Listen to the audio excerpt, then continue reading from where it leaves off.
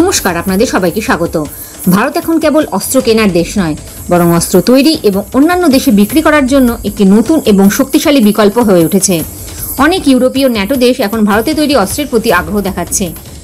এর একটি বড় কারণ হলো তারা তাদের সম্পূর্ণ নিরাপত্তার প্রয়োজনে আমেরিকার উপর নির্ভর করতে চায় না। ভারত তাদের কাছে একটি নির্ভরযোগ্য, সস্তা ও টেকসই বিকল্প বলে মনে হয়।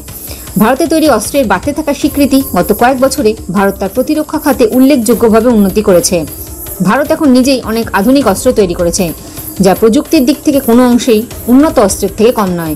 এর মধ্যে রয়েছে পিনাকা রকেট সিস্টেম, দ্রুত আক্রমণের জন্য পরিচিত; আকাশ বায়ু প্রতিরক্ষা সিস্টেম, শত্রুপক্ষের ক্ষেপণাস্ত্র ও যুদ্ধবিমানকে বাধা দিতে পারে; ATAGS কামান ব্যবস্থা, যা দীর্ঘ দূরত্বে নির্ভুলতার সাথে আক্রমণ করতে পারে; BEL দ্বারা নির্মিত যোগাযোগ ব্যবস্থা, যা যুদ্ধের সময় নিরাপদে যোগাযোগকে সহায়তা করে। এই অস্ত্রগুলি কেবল ভালো নয়, বিদেশি তৈরি অস্ত্রের তুলনায় সস্তা। অনেক ন্যাটো দেশও এখন ভাবছে যে ভবিষ্যতে যদি আমেরিকা থেকে সরবরাহে কোনো সমস্যা হয়, তাহলে তাদের আরেকটি শক্তিশালী বিকল্প থাকা উচিত।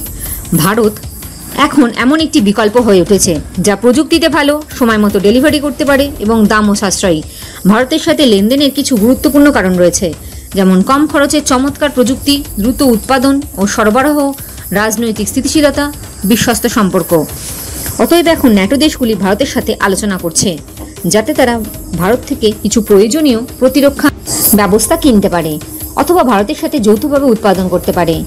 একটা সময় ছিল যখন ভারতকে অস্ত্র কেনার দেশ হিসাবে দেখা হতো, কিন্তু এখন ভারত নিজেই অস্ত্র তৈরি করছে এবং বিশ্বের অনেক দেশে বিক্রি করছে।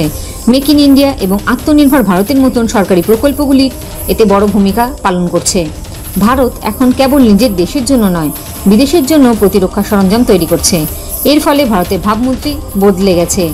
এখন এটি একটি শক্তিশালী প্রতিরক্ষা অংশীদার হিসাবে বিবেচিত হচ্ছে। জয় হিন্দ, জয় জওয়ান, জয় কিষান।